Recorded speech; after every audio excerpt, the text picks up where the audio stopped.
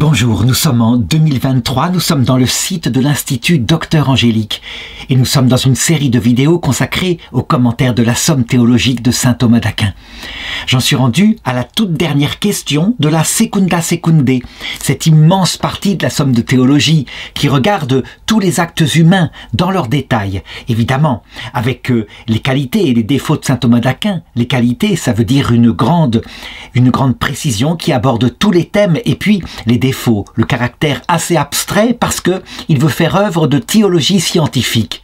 Et donc, il manque parfois singulièrement de récits concrets qui permettraient de simplifier ces données intellectuelles. Alors j'en suis rendu à la question 189 qui regarde l'entrée dans la vie religieuse. Et évidemment, je vais la traiter avec les apports nouveaux. Ça veut dire que les choses ont évolué. Elles ne se passent pas forcément tout à fait comme au Moyen-Âge, et principalement pour ce qui concerne l'entrée des enfants dans la vie religieuse. Alors regardons d'abord l'article 1 qui demande « Ceux qui ne sont pas exercés à l'observation des préceptes doivent-ils entrer en religion ?»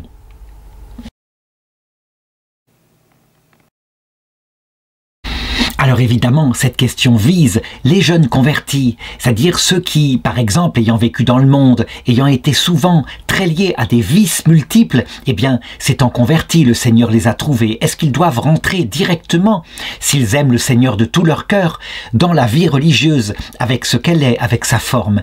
Et donc je donnerai, comme cette contrat, eh bien, la vie de certains saints, dont saint Moïse l'Éthiopien, qui fut un bandit, complètement addict de toutes sortes de péchés, qui assassina, qui vola, qui commit l'adultère, etc., et qui fut saisi par le Seigneur brutalement, et sans attendre, eh bien, voulant tout donner au Seigneur, alors qu'il avait de grands péchés, entra dans la vie religieuse, chez des moines en Égypte.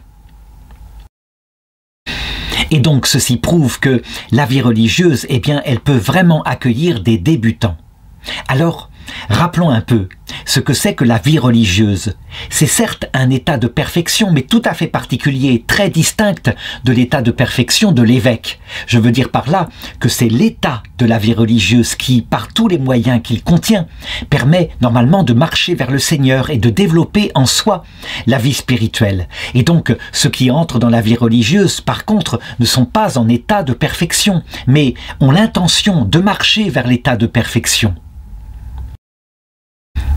Qu'est-ce qui caractérise la vie religieuse? Qu'est-ce qui permet d'aider? Eh bien justement, à travers une vie régulière, à travers la présence dans la vie cénobitique, c'est-à-dire la vie communautaire, de moines expérimentés qui peuvent servir de maîtres des novices, à travers aussi, eh bien, des vœux de religion qui peuvent être faits à l'essai et qui, à travers une règle de vie, nous séparent, eh bien, de l'argent facile, des plaisirs immédiats, et puis de notre propre volonté, la volonté de briller, à travers le vœu de pauvreté, de chasteté et d'obéissance. Eh bien, on le voit, il y a tous les moyens, évidemment, pour qu'un débutant puisse progresser dans la vie religieuse. Et donc, justement, si je prends l'exemple de Moïse l'Éthiopien, eh bien, addict de beaucoup de choses, parce qu'il s'était pendant longtemps laissé aller à des vices pas possibles, eh bien, il commença sur les conseils de son père maître, il commença par avoir une ascèse terrible contre ses défauts.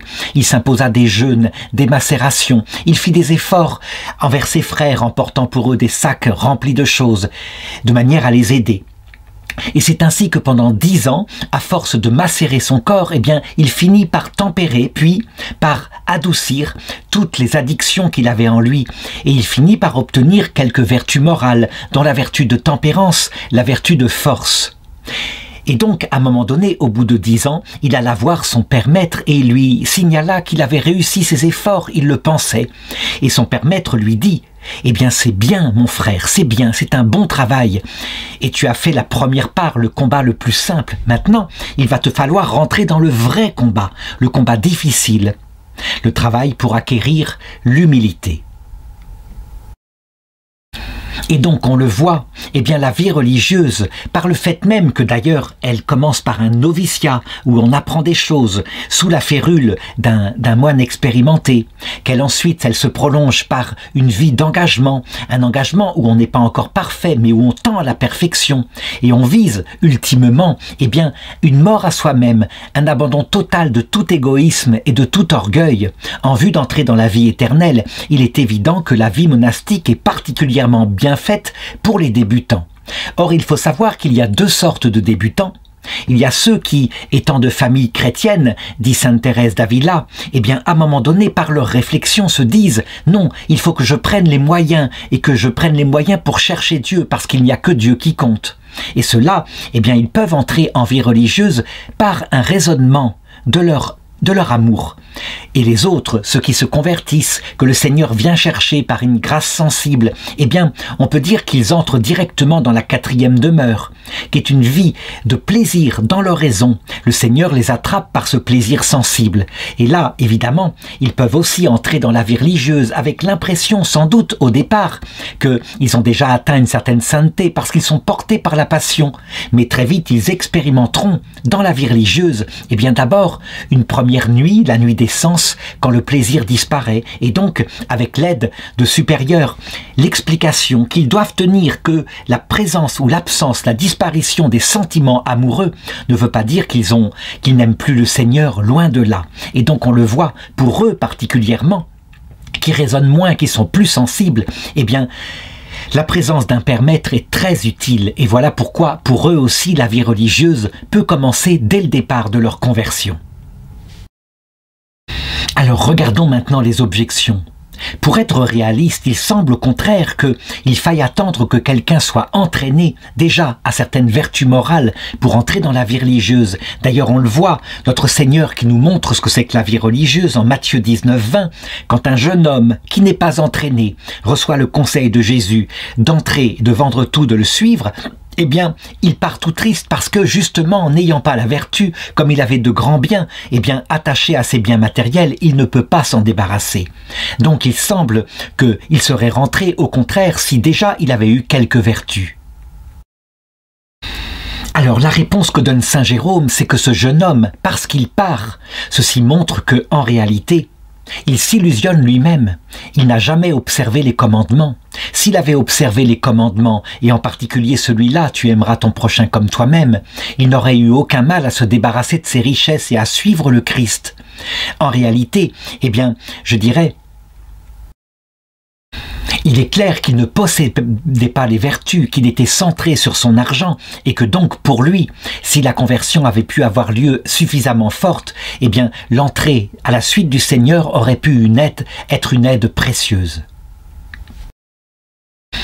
Et saint Thomas d'Aquin, pour comparer, donne l'exemple de Matthieu le publicain que le Seigneur a appelé aussi et qui lui quitta tout et le suivit. Ce qui montre que Matthieu, puisqu'il était publicain et donc qu'il volait en récoltant l'impôt pour les Romains, eh bien, il n'avait pas non plus les vertus et pourtant il prit la suite de Jésus et il devint un apôtre. C'est sans doute lui qui écrit l'évangile qui porte son nom. Et ceci montre que sa bonne volonté eh bien, lui permit d'accéder ensuite aux vertus, alors qu'il ne l'était pas au départ. Si enfin on prend l'exemple de Saint Jean, qui paraît-il fut appelé alors qu'il était adolescent, eh bien lui aussi, on le voit, il n'est pas fameusement vertueux, il veut envoyer le feu sur un village qui n'avait pas écouté la parole de Jésus. Et donc on l'appelait le fils du tonnerre, alors que vers la fin de sa vie, il était devenu un homme extrêmement doux, qui appelle dans ses lettres, eh bien, tous les chrétiens ses petits-enfants. Et donc on le voit, lui aussi, il progressa à l'école de Jésus, et puis à l'école de la Vierge Marie. Deuxième objection, elle vient de saint Grégoire le Grand qui dit « Nul ne parvient tout d'un coup au sommet. Dans la vie vertueuse, on commence au plus bas et puis ensuite on parvient au plus haut. Et le plus bas, eh bien, ce sont les vertus que tous les païens possèdent. Prudence, justice, force et tempérance, les vertus morales. Le plus haut, eh bien, ce sont les vertus théologales et la charité en particulier. À son sommet, ça veut dire pousser jusqu'au mépris de soi, disait saint Augustin. Et donc on le voit, le plus bas, il faut l'avoir, c'est un minimum. Et donc si on n'a pas les vertus morales, on ne peut pas rentrer dans la vie religieuse. Alors je répondrai à cette objection que passer du plus bas au plus haut, c'est vrai, c'est le lot des êtres humains, mais quand on regarde les choses, puisque on a d'un côté la vie morale, de l'autre côté la vie théologale, puisqu'on a aussi ce qu'on appelle la vie sensuelle, eh bien on peut définir de plusieurs façons partir du plus bas. Par exemple, pour saint Moïse l'Éthiopien, il partait du plus bas, à savoir une vie sensuelle, complètement, je dirais, envahi par cela, par tous les vices. Mais le Seigneur tout d'un coup vint le chercher et lui apporta la foi, ce qui veut dire que dès le départ, les vertus théologales étaient là. Sauf que, évidemment, elles étaient chez lui à la 4e demeure, ça veut dire avec une présence intense du Seigneur, un grand plaisir à le fréquenter, ce qui lui permit d'entrer directement dans la vie religieuse alors qu'il n'avait pas les vertus morales. Et donc on peut dire que lui, le commencement, eh bien c'est un commencement tel que le décrit sainte Thérèse d'Avila dans la 4e demeure. Et donc il pratiqua pendant des années eh bien, ce qu'on appelle le travail des progressants, luttant contre les vices qui étaient inscrits en lui pour acquérir un minimum de vertu morale. Et par là, il y acquis une certaine fierté. Et donc il fallut ensuite que le Seigneur fasse grandir sa vie théologale, surtout du côté de l'humilité, en le privant par exemple du plaisir de sa présence, mais aussi quelquefois par des épreuves spirituelles comme la nuit de l'esprit. Et donc, on le voit, au terme de son cheminement, eh bien, sa vie théologale n'était pas portée par des grâces sensibles, mais elle était portée par la certitude qu'il était un pauvre pécheur, qu'il n'était rien. Et c'est ce qu'on appelle les 7e demeures. Dans la 7e demeure, l'homme est sans illusion sur lui. Il aime le Seigneur sans rien attendre pour soi. Et de cette façon, ayant atteint une certaine mort à soi-même, par l'expérience de sa propre misère, on peut entrer après la mort directement dans la vision béatifique. Pour d'autres, au contraire, eh bien, étant entraînés par une bonne éducation aux vertus dès leur jeunesse, ils ne démarrent pas dans la vie religieuse du plus bas, ils ont déjà les vertus morales, et ce qui rend leur exercice, l'exercice de leur piété, plus facile. Et souvent, du coup, le Seigneur les prive très vite de grâces sensibles, ou même ne leur en donne pas du tout. Mais eux, appuyés sur leurs vertus, ils sont fidèles et ils marchent à la rame, pas portés par le vent, mais à la rame vers le chemin du Seigneur, donc avec des efforts d'ascèse intenses. Et il leur faudra apprendre, comme tout homme, à travers la nuit de l'esprit, apprendre leur propre pauvreté. Et donc le Seigneur devra façonner leur cœur dans une humilité totale. Mais on le voit, leur chemin n'est pas le même et ils partent de la première demeure, donc celle qui implique des vertus humaines, pour en arriver peu à peu à la 7e demeure. Troisième objection, elle vient du bon sens du pape Saint Grégoire le Grand, qui montrait que par exemple dans la réception des ordres sacrés, il fallait procéder par étapes. Et donc au début, on donne un ministère de portier, puis peut-être d'exorciste. À l'époque, c'était comme ça que ça agissait. Le petit exorcisme, bien sûr. Ensuite, le lecteur pour des lectures à la messe, puis l'acolyte pour servir la messe. Et puis arrivaient les ordres sacrés, sous-diaconat, diaconat, sacerdoce. Et en fait, enfin, pour être évêque, il fallait avoir montré une certaine maturité. Et donc Saint Grégoire montre que si on devance les étapes, par exemple, quelqu'un qui, très jeune homme, par népotisme, par exemple, serait ordonné évêque, eh bien très souvent, il y a le risque de tomber dans l'orgueil, parce que justement, on a franchi des étapes beaucoup trop vite. Eh bien, pour la vie religieuse, c'est la même chose. Si on n'a pas une base solide, comme par exemple des vertus morales, lorsqu'on est confronté à une vie ascétique qui ne va pas être facile, les plaisirs disparaîtront en grande partie, eh bien, on va s'écrouler. Et donc, il vaudrait mieux accepter dans la vie religieuse des gens qui ont déjà une certaine formation, une certaine solidité humaine, au risque sinon de voir beaucoup d'échecs. La réponse est manifeste, Le sacrement de l'ordre, eh bien, il est reçu dans quelqu'un qui est déjà formé, qui est déjà adulte dans la foi. Tandis que la vie religieuse, c'est très différent. C'est un chemin de croissance. Donc, il est réservé à ceux qui ne sont pas forcément parfaits, mais qui sont prêts à obéir pour accepter de progresser dans la perfection, je dirais sous la direction de maîtres. Et voilà pourquoi il peut arriver qu'on reçoive quelqu'un qui est tout novice dans la vie religieuse, qui ne possède pas encore les vertus. Si la bonne volonté est là, on peut dire qu'il y a tout ce qu'il faut pour progresser ainsi dans la bonne direction. Alors je ne dis pas que tout est réussi, mais s'il y a un bon maître, comme par exemple Saint Antoine du Désert, ou alors Saint Pacôme, l'inventeur de la vie cénobitique, eh bien il saura modérer les ascèses, faire que la personne, dans son zèle pour découvrir Dieu, n'aille pas trop vite, pas trop loin, que les choses soient dans l'obéissance, faites peu à peu. Et il y a donc toutes les chances pour garder la foi toute la vie, pour progresser jusqu'à la vie éternelle. C'est beaucoup plus simple que si on restait dans le monde où là, étant livré sans expérience aux aléas de la vie, eh bien, on devrait affronter les épreuves spirituelles sans l'aide d'aucun conseiller. La quatrième objection vient d'un commentaire sur le psaume 131.2 qui parle comme l'enfant sevré sur le sein de sa mère.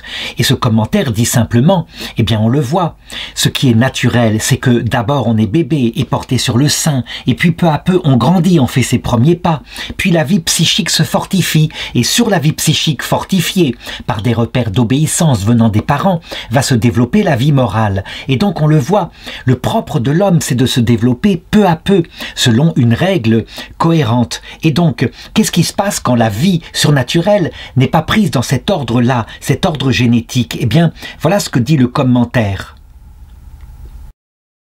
Beaucoup renversent ce bel ordre à l'exemple des hérétiques et des schismatiques et prétendent abandonner prématurément le régime du lait maternel.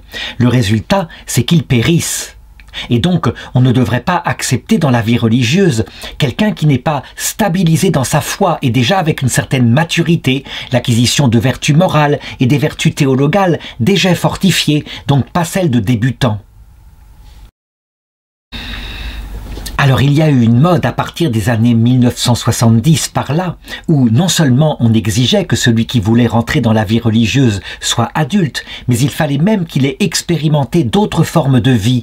Et très souvent, en tout cas en Occident, eh bien on décourageait les vocations.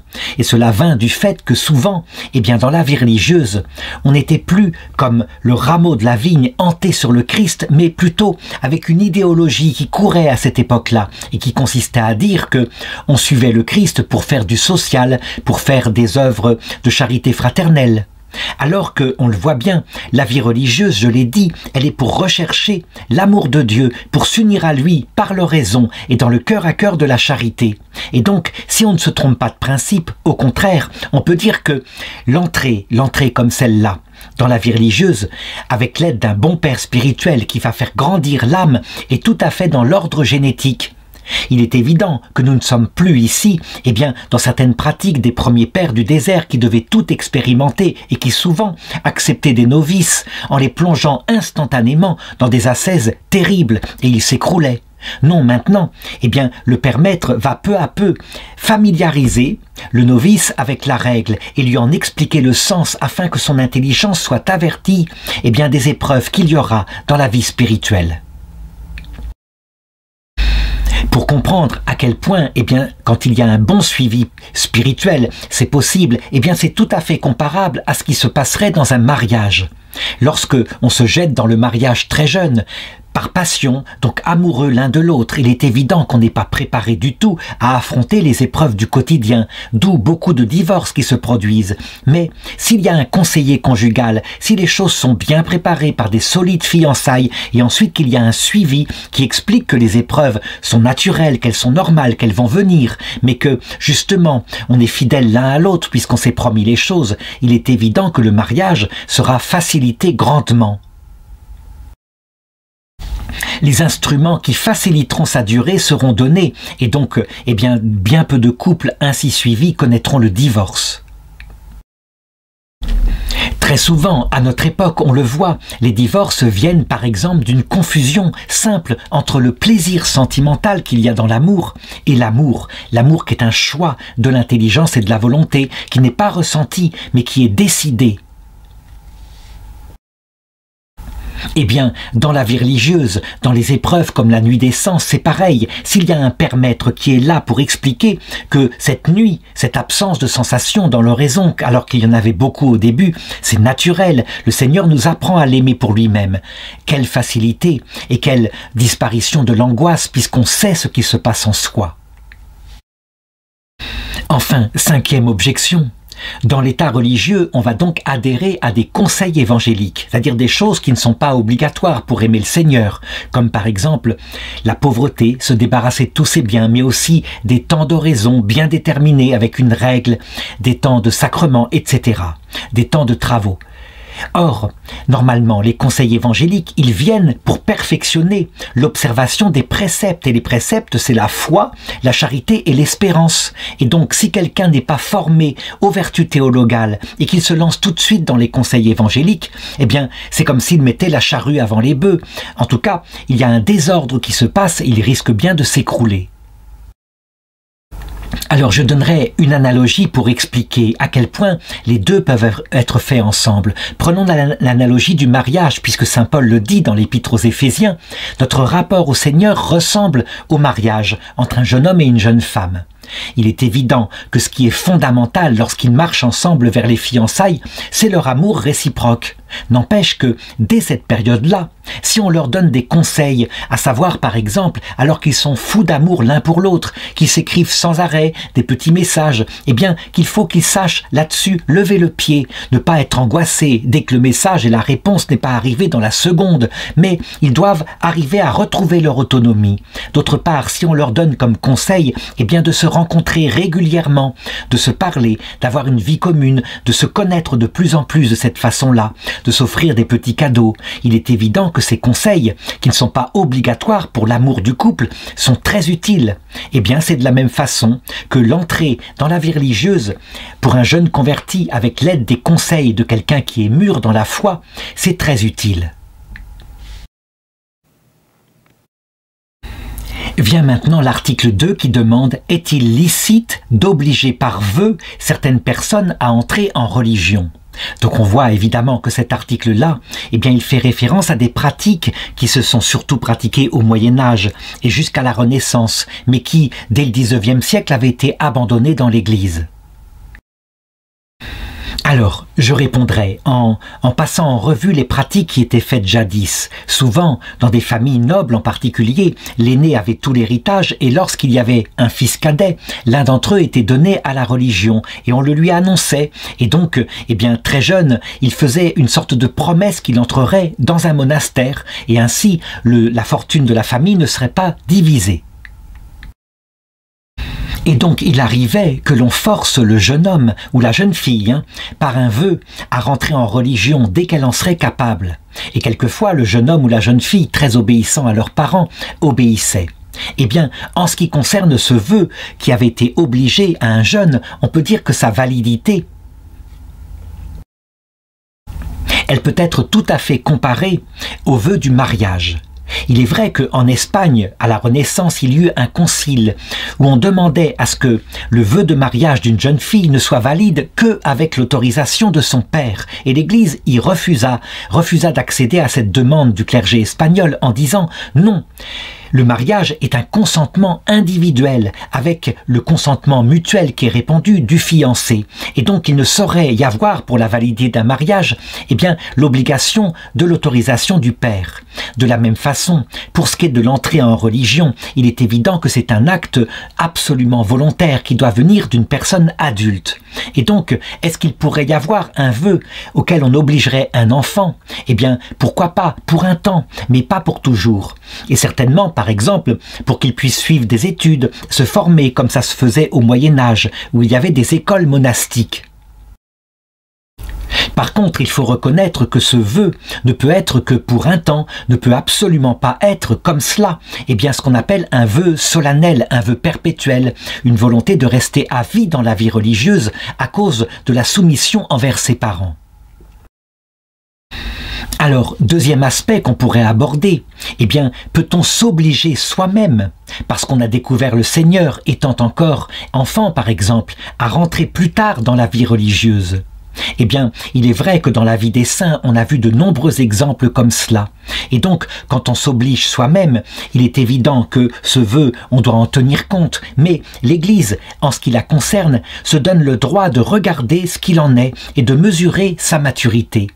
Il est vrai que s'il est porté par une grande passion, une découverte passionnée du Seigneur, et pas par la raison seulement, eh bien, ce vœu sera considéré comme pouvant être levé par l'Église si la personne plus tard a changé d'avis, et sans qu'il y ait préjudice pour son âme. Par contre, si ce vœu est fait en pleine connaissance de cause, comme on le voit par exemple dans la promesse que s'était obligée la future Sainte Thérèse de l'Enfant Jésus, à l'âge de 14 ans, elle se promit de rentrer au Carmel dès l'année prochaine et elle en prit les moyens avec l'aide de son père, allant jusqu'à Rome voir le pape Léon XIII pour obtenir l'autorisation d'entrer alors qu'elle n'était encore que mineure d'âge. Il est évident que, vu sa personnalité, sa grande maturité, eh bien ce vœu devant Dieu était valable. Imaginons qu'elle ne l'ait pas suivi.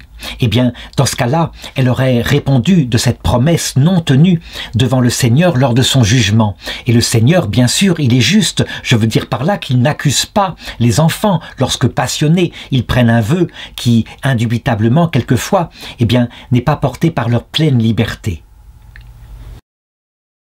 Alors regardons maintenant les objections. Et la première objection, elle montre que non, il est impossible de contraindre quelqu'un à entrer en religion à travers un vœu qu'il prononcerait. D'ailleurs, c'est ce qu'on voit dans les décrets du pape Innocent IV qui demande déjà au Moyen-Âge que lorsqu'on entre en religion, il y ait au moins une année de probation où on s'essaye à la vie religieuse avant de s'engager. Et maintenant, eh bien, le code de droit canonique a changé.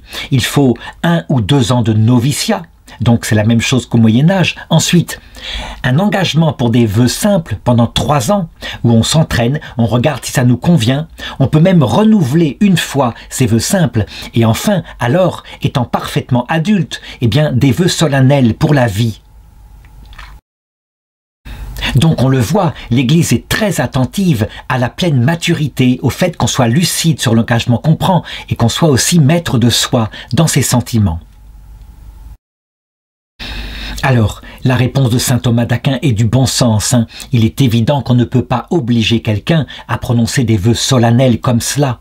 Je dirais par une pression quelconque, ce ne serait absolument pas valable. Par contre, eh bien des vœux simples, pour un certain temps, à l'essai, comme cela, pourquoi pas? C'est ce qui se faisait chez les jeunes à cette époque-là. Et maintenant, eh bien disons que c'est par exemple l'entrée dans un collège, dans un lycée, peut-être dans une pension, et là, on est tenu par l'obéissance des parents d'y rester un certain temps, de s'y former. Et pourquoi pas? Ce n'est pas déroger à la liberté de l'enfant, puisque ce n'est que provisoire.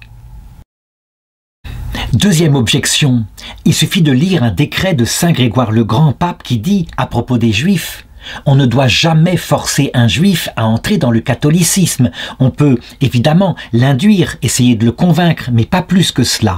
Et donc, eh bien c'est la même chose. S'il s'agit d'entrer dans la vie religieuse, jamais il ne doit y avoir de contrainte. C'est une question de bon sens, un peu comme dans le mariage. Eh bien ça ne peut être qu'un acte réciproque d'intention et de liberté. Alors je répondrai, et je l'ai dit, pour entrer en vie religieuse, la contrainte ne saurait jamais obliger quelqu'un à un vœu solennel. Mais il peut y avoir des circonstances où quelqu'un, poussé par sa famille, soit amené à rentrer dans un monastère pour un certain temps. Par exemple, prenons quelqu'un qui a besoin de faire, je dirais, un stage pour sortir d'une addiction quelconque. Eh bien, il pourrait y avoir très bien une contrainte de sa famille, afin que, là, dans ce monastère, il en reçoive une certaine formation. Un certain sevrage, par exemple de l'alcool, de la drogue, quelque chose comme cela. Donc, au Moyen-Âge, ça se faisait par vœu, et maintenant cela se ferait par persuasion et par l'obéissance à sa famille. Troisième objection, enfin, on le voit, l'expérience l'a montré, lorsque la famille poussait des personnes à rentrer en religion alors qu'elles n'avaient pas la vocation, eh bien, ce fut source sans doute de grande perdition. Beaucoup devenaient désespérés, par exemple, n'étant pas dans la place qu'il leur fallait, et sainte Thérèse d'Avila le raconte, comment, à un moment donné, elle est rentrée dans la vie religieuse pour ne pas se marier, mais que ce n'était pas non plus sa place, tant que le Seigneur n'était pas venu la chercher. Et d'autres, au contraire, deviennent cyniques. catholique. On a connu, eh bien, par exemple, au début du XXe siècle, et même avant, des religieuses, par exemple infirmières ou des religieuses enseignantes n'étant pas dans leur vocation et qui étaient extrêmement dures, très méchantes, soit avec leurs patients, soit avec les enfants. Ma mère m'a raconté elle-même que dans les années 40, étant en pension chez des religieuses, heureusement il y avait une petite sœur converse qui venait les embrasser tous les soirs et les border en dehors de l'obéissance et leur apporter un peu de tendresse, tandis que les autres étaient extrêmement dures, presque aigries. Elle n'en a pas gardé un bon souvenir. Alors, je l'ai dit, ça ne peut pas être un vœu perpétuel qui est comme ça, eh bien poussé par la famille, mais quelque chose de temporaire, et il faut que la famille cherche le bien de l'enfant. Donc, dans certaines circonstances, ça peut être très bien, et dans d'autres circonstances, très mauvais. En tout cas, si jamais, eh bien, on s'engage en suivant la voie habituelle, on s'engage dans les vœux perpétuels alors qu'on n'a pas la vocation, il est évident qu'il y aura quelque chose qui ne va pas. Et donc, l'Église, dans ce cas-là, se donne l'autorisation à la demande de la personne de lever les vœux, de la réduire à l'état laïque, de lui permettre de retourner dans le monde et par exemple, si elle est faite pour cela, de se marier.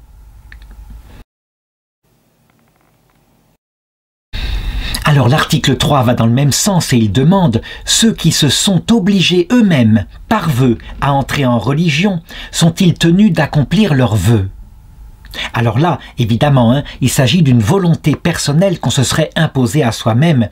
Et donc on le voit, Qoéleth 5.3, « Si tu fais un vœu à Dieu, ne tarde pas à t'acquitter. C'est une chose qui déplaît à Dieu qu'une promesse sotte qu'on ne tient pas. » Et puis, il y a le psaume 76.12, « Faites des vœux au Seigneur votre Dieu et accomplissez-les. » Donc on le voit, si on s'oblige par vœu, eh bien, on doit s'obliger à les tenir. Alors je répondrai à cela que nous avons maintenant, et en nous appuyant sur saint Thomas d'Aquin, une meilleure connaissance de ce que peut être le consentement à quelque chose. Pour qu'il y ait consentement parfaitement libre, il faut qu'il y ait premièrement, eh bien, une pleine connaissance de ce à quoi on s'engage, en tout cas une connaissance suffisante. Deuxièmement, il faut qu'il y ait une pleine maîtrise de soi. Ça veut dire que par exemple, si on est porté par une forte passion, par exemple un amour brûlant du Seigneur qui est venu nous chercher, ou alors, au contraire, la crainte par exemple de quelque chose qu'on voudrait nous imposer, comme le mariage, alors qu'on n'est pas fait pour cela, ce qui était le cas de sainte Thérèse d'Avila. Eh bien, on le voit, le consentement et l'entrée ou l'obligation qu'on se porte à rentrer dans la vie religieuse, évidemment, n'a la qualité que de la lucidité et de la maîtrise de soi qu'on y a là. Comme l'Église le sait et qu'elle délègue au père spirituel, eh bien, la possibilité, lorsqu'un jeune s'engage comme ça par vœu à quelque chose qu'il n'a pas mesuré, eh bien, il y a un pouvoir qui est donné au père spirituel, soit d'accompagner le vœu et de le confirmer, soit, si on se rend compte qu'il y a eu erreur, que la personne est allée trop vite, qu'elle n'était pas pleinement lucide et maîtresse d'elle-même, eh bien, de lever le vœu. Et ce pouvoir, en ce qui concerne Dieu, est délégué donc, eh bien, aux représentants de Dieu, de son Église auprès de la personne. Voilà pourquoi aussi, avant de s'engager dans un tel vœu, eh bien, et de le faire éventuellement dans sa prière intime au Seigneur, de manière solennelle, en se promettant de tenir, je crois qu'il faut prendre conseil auprès d'un père spirituel et lui proposer, lui indiquer cette intention qu'on a et lui discernera de la mesure de notre liberté pour nous autoriser ou au contraire nous y interdire. En général, les pères spirituels, lorsque c'est un adolescent, eh bien, lui permettra par exemple de faire un vœu, mais conditionnel, ou alors un vœu pour un certain temps, par exemple s'obliger à essayer peut-être un jour, dans une retraite, un peu de vie religieuse, mais certainement pas comme cela du premier coup, alors qu'on est adolescent, un vœu perpétuel pour toujours, qu'il arrive. Alors on voit quand même que certains saints l'ont fait et l'ont tenu par la suite. Et effectivement, on les met comme modèle. Eh bien c'est vrai, il faut le reconnaître. Il y a des personnes qui ont la maturité très tôt. Et dans ce cas-là, étant lucides, étant maîtresses d'elles-mêmes, ces personnes-là sont évidemment tenues de tenir leurs vœux devant Dieu. Et si elles ne le tiennent pas, eh bien, elles ont trahi quelque part le vœu, ce qui ne veut pas dire que le Seigneur les rejettera en enfer, loin de là. Sinon, eh bien, évidemment, le Seigneur ne serait pas miséricordieux. Mais cela veut dire que, en arrivant devant lui, eh bien, elles devront effectivement s'expliquer du fait qu'elles n'ont pas tenu leurs promesses. Elles s'en voudront, et le Seigneur, quant à lui, leur pardonnera bien volontiers. Alors regardons maintenant quelques objections. Et le premier, c'est l'exemple raconté dans les décrets canoniques.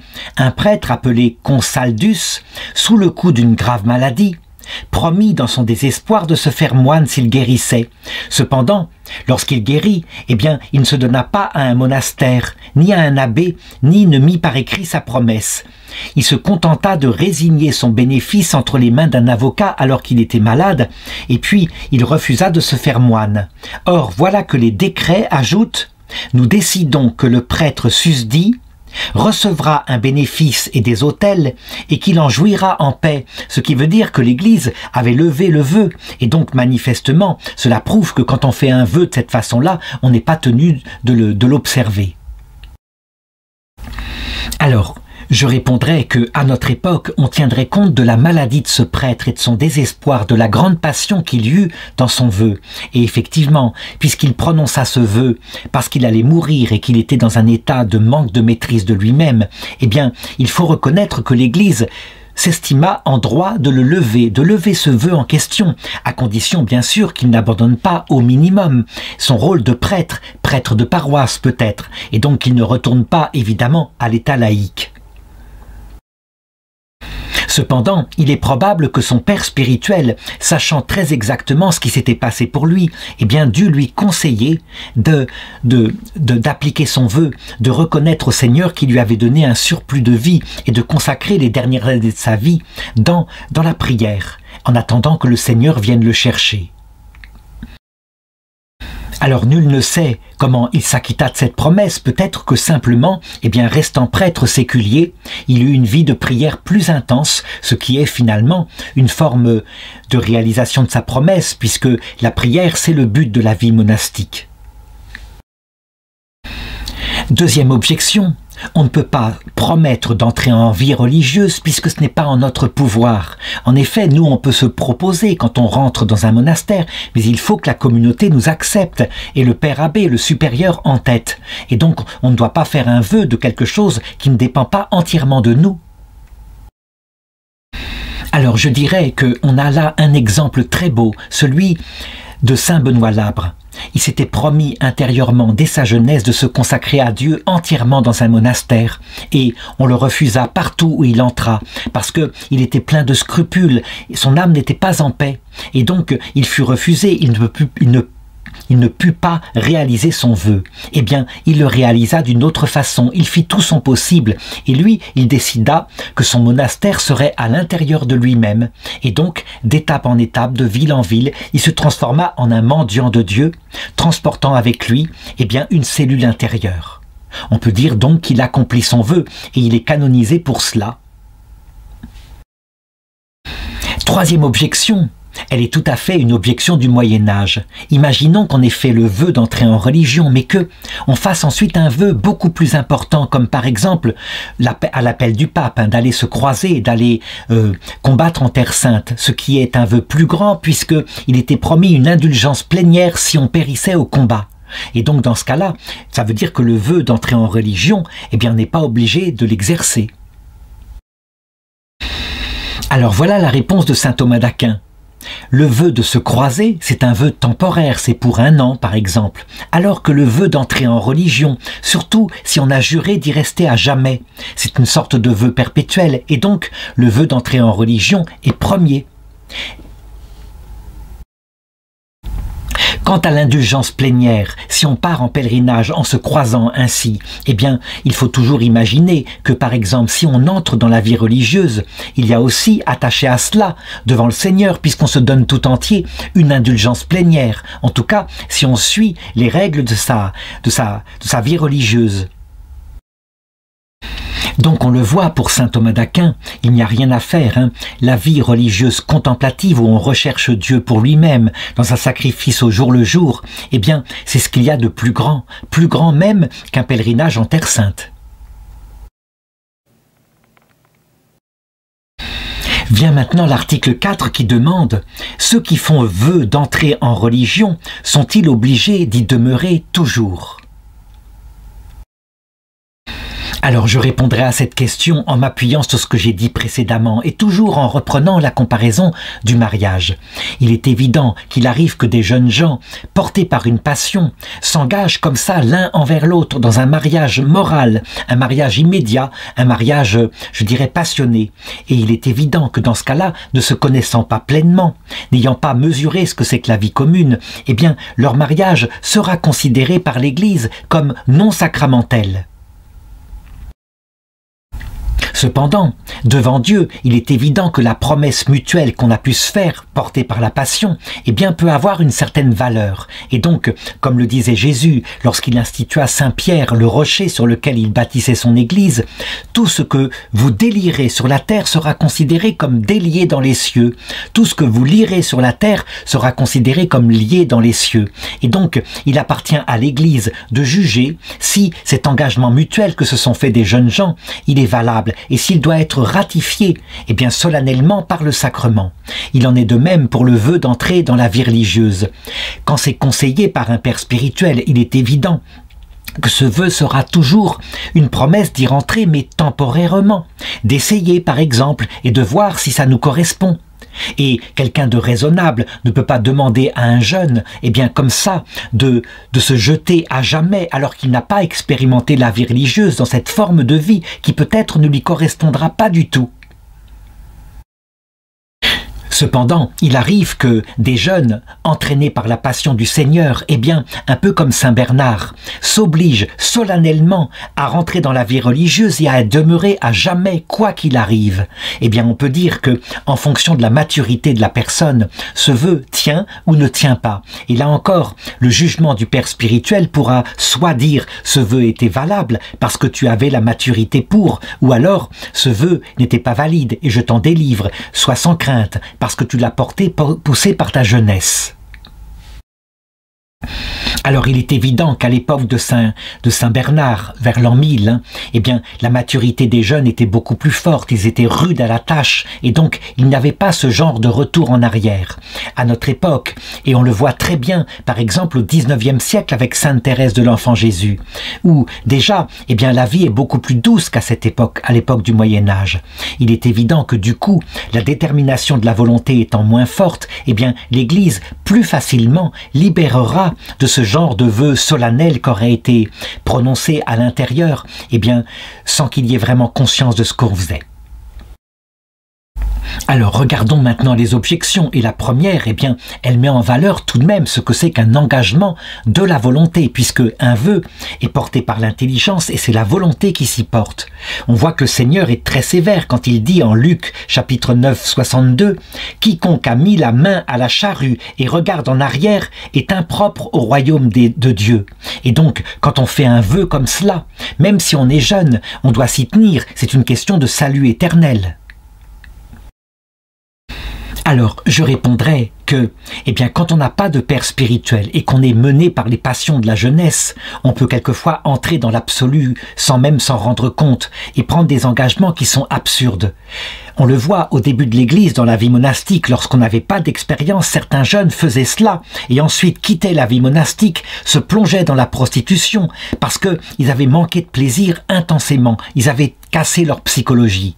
Et donc, l'Église, prenant peu à peu de l'expérience, elle s'est rendue compte que non, il fallait mieux accompagner avec un père spirituel et éventuellement, quand l'engagement n'avait pas été pris en pleine lucidité et maîtrise, eh bien, lever cet engagement. Cependant, attention, il faut tout de même une levée solennelle. Je veux dire par là qu'il faut que le jeune apprenne et retienne la leçon, à savoir, on ne s'engage pas impunément comme cela, sans conseiller spirituel. Deuxième objection. On voit le mauvais exemple que ce serait de rentrer dans la vie religieuse pour en sortir juste après en disant « je me suis trompé, ce n'est pas fait pour moi ».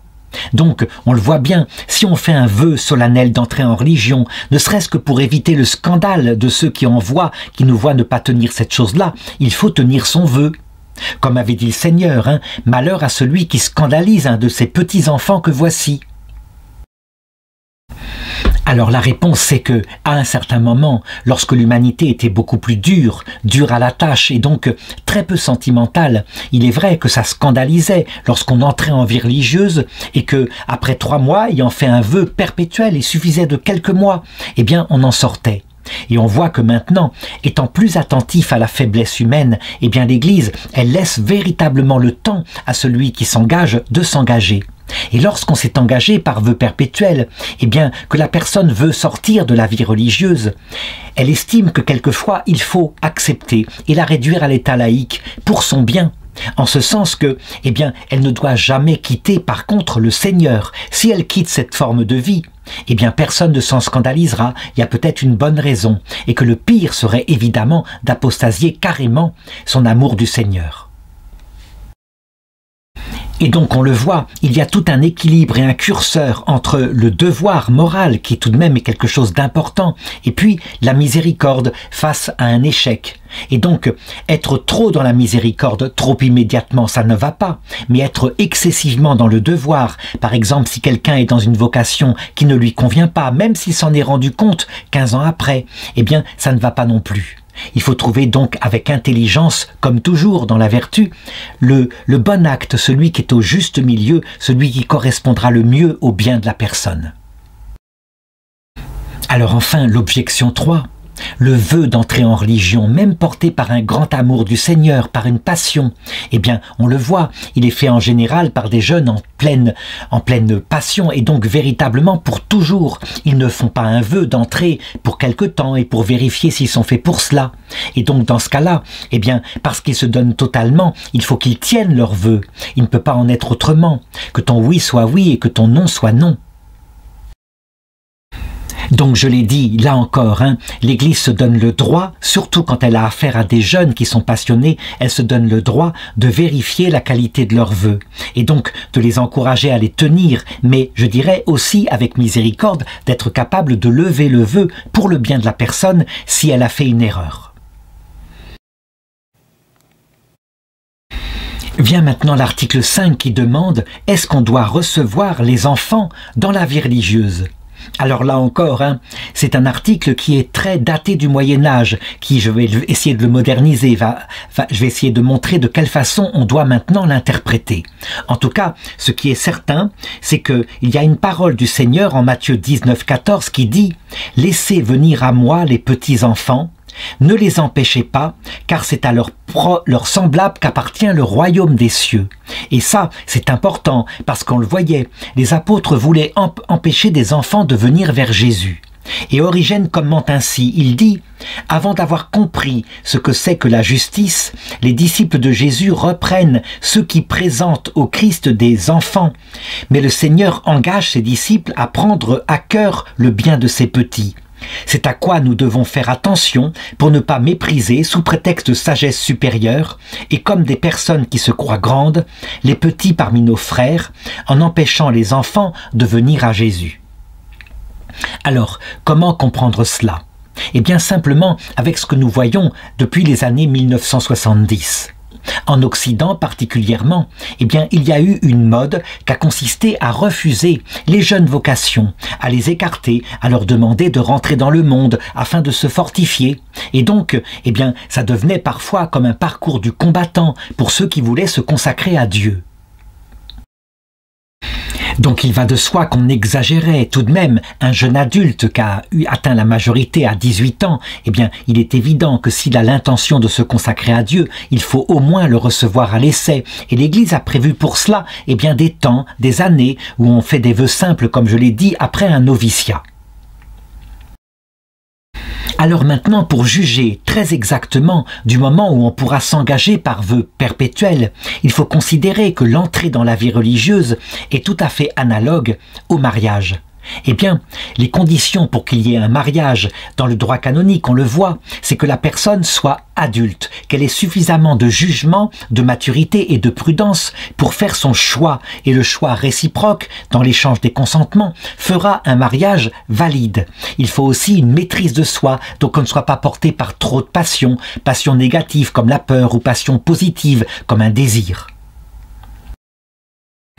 Donc, à partir de cette analogie, une chose paraît évidente. En ce qui concerne les vœux perpétuels, ça veut dire l'engagement pour toujours, quoi qu'il arrive, pour le meilleur et pour le pire jusqu'à la mort, eh bien, il faut avoir manifesté qu'on est un adulte. Adulte selon l'âge légal, probablement, mais pas forcément. On le voit avec Sainte Thérèse de l'Enfant Jésus, pour qui la vocation était une certitude et elle obtient la permission d'entrer dans la vie religieuse 6 ans avant de devenir majeure, donc à l'âge de 15 ans. La majorité à l'époque étant 21 ans. Évidemment, il y avait l'approbation de son père, et donc si son père avait vraiment refusé, étant donné qu'elle était sous la coupe de ses parents, dans ce cas-là, eh bien, si elle était rentrée tout de même, le père aurait pu annuler son engagement et la récupérer. Mais là, lui, il l'accompagna. Plus que cela, il la mena jusqu'au pape Léon XIII pour obtenir la permission d'entrer dans la vie religieuse à cet âge-là. En tout état de cause, lorsqu'elle entra au Carmel, il était évident qu'elle ne pouvait pas faire sa profession perpétuelle avant le temps adéquat. Et donc elle fit 2 ans de noviciat, elle fit 3 ans de vœux simples comme il sied. Et donc, après l'âge de 20 ans, elle fit son engagement solennel, elle en était capable, elle avait prouvé sa grande maturité. Alors qu'en est-il maintenant si un enfant prépubère voulait rentrer dans la vie monastique? Est-ce qu'à notre époque il pourrait être accepté? Eh bien, je dis que comme au Moyen-Âge, certaines conditions sont nécessaires. On pourrait l'accepter, mais certainement pas dans un engagement solennel et définitif. On pourrait l'accepter avec l'autorisation de ses parents, bien sûr. Eh bien, on pourrait l'accepter par exemple comme un regardant ou comme un novice éventuellement qui porterait un habit de cœur qui se formerait à l'école des moines, quelque chose comme cela. Quant à la profession perpétuelle, elle est exclue tant que la personne n'a pas atteint cette maturité d'adulte qui est nécessaire, parce que la prudence seule, comme dans le mariage, je le dis, peut valoir un engagement valide. Alors reste à se poser la question, est-ce que ce serait judicieux? Alors je sais que certains disent non, ce n'est jamais judicieux et donc ce n'est jamais acceptable. D'autres au contraire disaient au Moyen-Âge, c'est toujours judicieux et c'est mieux, les enfants comme cela à l'école des moines peuvent se développer, peuvent apprendre la vertu. Eh bien, la réalité, à notre époque, je dirais qu'il ne faut pas dire jamais, et que donc il peut y avoir des cas exceptionnels, et que même si, normalement, évidemment, eh bien, il y a un cursus, l'obligation scolaire, des choses comme cela, il peut y avoir tout de même des cas exceptionnels. Et donc, l'Église doit se donner la possibilité, en cas de cas exceptionnel, d'une vocation particulière, de faire entrer un enfant dans la vie religieuse, avec les conditions que j'ai indiquées, le vœu perpétuel étant exclu. Alors, prenons maintenant les objections et le bon sens. Eh bien, il est dans une décrétale ancienne qui dit que nul ne reçoive la tonsure s'il n'a l'âge requis et ne le demande. Et donc les enfants n'ont pas du tout l'âge requis, donc ils ne peuvent pas recevoir la tonsure monastique. Alors saint Thomas d'Aquin répond: il y a 2 sens de la tonsure. Une tonsure qui serait là, par exemple, pour un enfant qui rentre dans un monastère pour y être éduqué. Et donc il ne devient pas moine, mais il reçoit des cours, une formation. Et cette formation est très utile. Alors dans ce cas-là, oui, c'est possible. Mais si la tonsure est liée à un engagement du vœu solennel, alors évidemment, tant qu'il est enfant, c'est une chose absolument inadéquate. De la même façon, il est interdit de marier un petit enfant prépubère. Alors évidemment, l'âge adulte au Moyen-Âge était 12 ans. Et maintenant, nous voyons, l'âge de l'enfance avec l'adolescence se prolonge. Et donc il a été décrété en France que, eh bien, ce serait autour de 14 ans pour une fille, 15 ans pour un garçon. Encore faut-il l'autorisation des parents, ce qui est tout à fait légitime, puisque à cet âge-là, eh bien, on est encore sous la dépendance financière et morale de ses parents. Deuxième objection. On voit que dans la vie religieuse, il y a une règle souvent sévère du silence, des jeûnes, des macérations, des offices très longs, et donc ça ne semble pas du tout adapté à des enfants qui ont besoin de jouer, de se détendre, qui n'ont pas du tout le même rythme que les parents, que les adultes, pardon, et donc ça ne semble pas adéquat, ça devrait être parfaitement refusé. La réponse est que, en réalité, les enfants ont une très grande souplesse psychologique. Et je dirais, on le voit avec Saint Jean. Pourquoi fut-il le disciple préféré du Seigneur? Eh bien parce qu'il était très jeune, très passionné, certes, mais très malléable. Et on le voit, eh bien à l'école de Jésus, puis de la Vierge Marie. Lui qui peut-être est entré à son service à l'âge de 13-14 ans. Eh bien il devint ensuite le disciple le plus sage, le plus profond, celui qui nous a laissé l'évangile selon Saint Jean. Et donc sous ce rapport-là, eh bien on le voit, entrer très jeune dans une discipline avec évidemment une adaptation, comme on le voit d'ailleurs aussi chez les moines bouddhistes, il y a possibilité de jouer, de se détendre, eh bien ça peut être très utile. C'est ce que dit d'ailleurs un proverbe de la Bible, « N'épargne pas la discipline à ton enfant et tu feras son bonheur ». Troisième objection, encore de bon sens, c'est dans les décrets canoniques, il est dit qu'il est interdit avant l'âge de 14 ans de faire un serment. Et donc un vœu, c'est un peu comme un serment, donc manifestement, c'est interdit aux enfants. La réponse est que les enfants sont présumés à cet âge-là ne pas avoir un consentement libre. Et même il peut paraître avoir un consentement libre, comme on le voit par exemple avec les affaires qu'il y a eu en mai 68 où des jeunes filles de 14 ans, il arrivait qu'elles couchent soi-disant librement avec des vieillards de 50 ans. En réalité, ces jeunes filles devenues adultes ont écrit des livres récemment en parlant du consentement et en reconnaissant qu'en réalité, elles se croyaient libres mais qu'elles étaient en fait en réalité violées, qu'elles n'étaient pas consentantes. Et donc, il est présumé qu'avant l'âge de 15 ans, 14 ans ou 15 ans, eh bien le consentement n'est pas valide, n'est pas reconnu comme possible de la part d'un enfant. Évidemment, il pourrait y avoir des exceptions, c'est une évidence, mais disons, gardons la loi générale étant passible d'exception. Enfin, quatrième objection, avant l'âge de 18 ans, l'autorité des parents peut annuler un engagement comme cela. L'autorité des parents a le droit de décréter que ces vœux ne sont pas valables. C'est d'ailleurs dans les décrets canoniques. S'il arrive qu'une jeune fille, avant d'avoir atteint 12 ans, prenne d'elle-même le voile, ses parents et tuteurs, s'ils le veulent, peuvent sur le champ annuler son acte. Et donc on le voit. Si on doit prendre un engagement qui est illicite parce qu'il peut être annulé par les parents, c'est qu'il ne faut pas prendre d'engagement comme cela. Alors, on peut regarder par exemple le cas de la Vierge Marie, dont on a la fête de la présentation au temple par sa mère, et on est à peu près par déduction certain qu'elle fit alors un vœu au Seigneur de rester vierge toute sa vie. Elle n'était pas âgée, elle avait moins de 12 ans. Toujours est-il que, eh bien, ce vœu-là, elle le fit sous condition. Et c'est pourquoi, le jour de l'Annonciation, qu'on estime avoir eu lieu vers l'âge de 15 ans d'après le pape Jean-Paul II, qui fêta eh bien, la nativité de Marie 14 ans avant l'an 2000. Eh bien, si Dieu lui avait demandé d'avoir un enfant avec Joseph, elle l'aurait fait. Elle lui demande d'ailleurs ce qui prouve son vœu de virginité. Comment cela se fera-t-il? Je ne connais pas d'homme. Et donc on peut dire que le plus sensé, c'est quand un jeune veut absolument se consacrer à Dieu, qu'il a une vocation solide alors qu'il n'est qu'enfant, eh bien il peut faire un engagement comme cela, hypothétique, avec le conseil très prudent de son père spirituel. Et si Dieu l'appelle à autre chose, ou s'il change d'avis, alors dans ce cas-là, il n'aura rien trahi. Voilà, je m'arrête là pour cette première partie. Il restera 5 articles que je verrai dans la prochaine vidéo.